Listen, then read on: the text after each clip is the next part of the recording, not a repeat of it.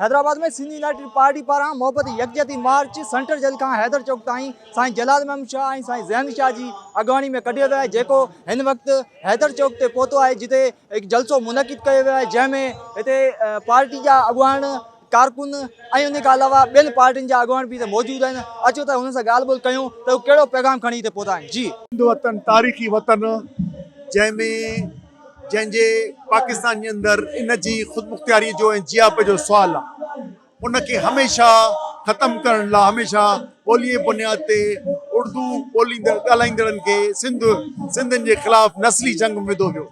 उन जो असीं मुस्तक़िल ख़ात्मो चाहियूं था ऐं उन्हनि खे बि सिंध जे तारीख़ी वतन जे दिफ़ा ऐं ख़ुदमुख़्तियारी जिदोजहद में आणणु चाहियूं था। उनजे करे जो मक़सदु इहो आहे। असांजी हिन रैली जो मक़सदु इहो आहे त जेके बि उर्दू ॻाल्हाईंदड़ असां सां माना सूबे में रही रहिया आहिनि, असां चाहियूं था त हू असां सां गॾु हलनि, जीअं असां अमन ऐं मोहबत जो पैगाम पहुचाए सघूं, दुनिया जे हर कुंड कुड़छ में पहुचाए सघूं, त ही बि असां सां सालनि ताईं गॾु पिया रहनि, जीअं असां उर्दू ऐं सिंधी पाण में ॿाहिरि थी गॾु हलूं, जीअं असां पंहिंजे नस्लनि खे बचाए सघूं।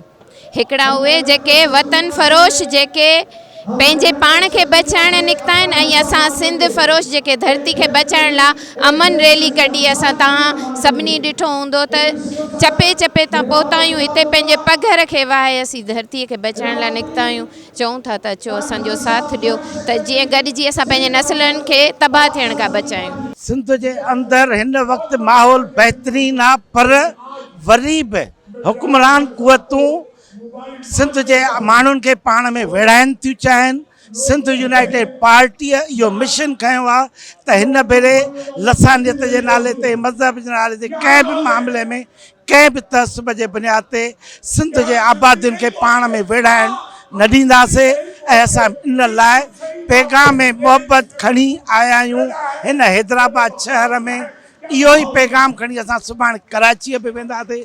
अॼु कराचीअ जा सिंधी ऐं उर्दू स्पीकिंग दोस्त सभु असां सां गॾु आहिनि। असां हिकिड़ी यकजहतीअ जो पैगाम खणी आया आहियूं त जेका बि रतोशाण अॻ में थी आहे, इहा बि ग़लति थी आहे, जंहिं बि कई आहे ग़लति कई आहे। हाणे असांखे ॿीहर सिंध खे जेको आहे जहिड़नि जो मर्कज़ न, अमन जो पैगाम, अमन जो मैदान बणाइणो आहे।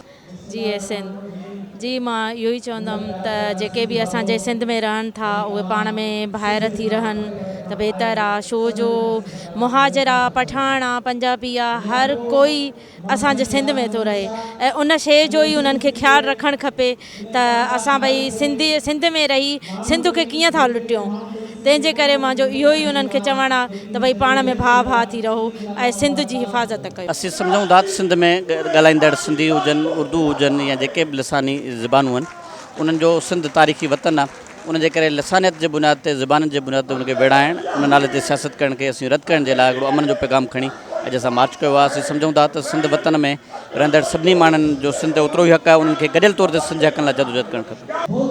हम यहाँ यकजहती मार्च में शरीक होने के लिए कराची से आए हैं और इस ख्वाहिश के साथ कि हम अपने सिंधी बोलने वाले भाइयों के साथ, उर्दू बोलने वाले भाइयों के साथ मिलकर चलें और इस सूबे को जिसे ऐसी ताकतों ने घेर रखा है, जो इस मुल्क के अवाम को, इस सूबे के अवाम को गुर्बत और पसमानदगी में धकेल रहे हैं।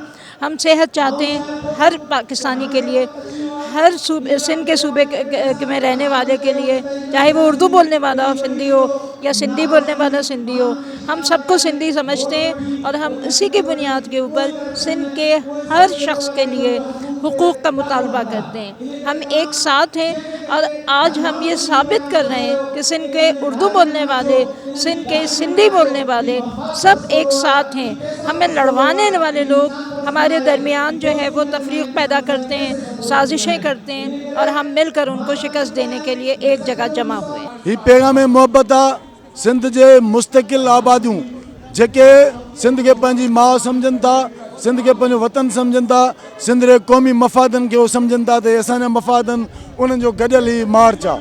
असां ही मोहब्बत जो पैगाम खणी आया आहियूं त जेके क़ुवतूं सिंधियुनि खे विढ़ाइनि था, जेके क़ुवतूं लिसानियत परस्ती कनि था, जेके क़ुवतूं करप्शन कनि थियूं, उन्हनि खे शिकस्त ॾेई नई सिंध ॾियणी आहे। सिंध जे शहरनि मां बाहिमी एतमाद सां, बाहिमी रज़ामंदी सां मोहब्बत सां उन्हनि क़ुवतुनि खे शिकस्त ॾियणी आहे जेके क़ुवतूं सिंध जा दुश्मन आहिनि। उन करे असां सम्झूं था त अॼु जेको हैदराबाद में हज़ारे माण्हू गॾु थिया आहिनि, असां सम्झूं था त सिंध जी क़िस्मत तब्दील कंदा। सिंध में जेकी लिसानियत ऐं दहशतगर्दी आहे उहा ख़तमु थींदी ऐं मुस्तक़िल तौर ते पंहिंजे वतन जी मालिकी लाइ गॾियल क़ौमी मफ़ादनि जे लाइ जदोजहद कंदासीं। जी नाज़रीन, तव्हां हिननि जी ॻाल्हियूं ॿुधी इहो ई चवणु त सिंध धरती ते कुझु अनासर महाजर ऐं सिंधियुनि खे विढ़ाए हिते लसानी फ़साद पैदा करणु चाहिनि था, जिन खे असां रिजेक्ट कयूं था। ऐं हिन मार्च जे तवसत सां असां दुनिया खे पैगाम ॾियणु चाहियूं था असां महाजर ऐं सिंधी भाइर आहियूं ऐं असां हिन धरती जा वारिस आहियूं। हिन धरती ते उर्दू ॿोली ॻाल्हाईंदड़ जो बि ओतिरो हक़ आहे जेतिरो सिंधी माण्हुनि जो आहे। कैमरामैन मीर उसामा सां गॾु कल्याण TV हैदराबाद।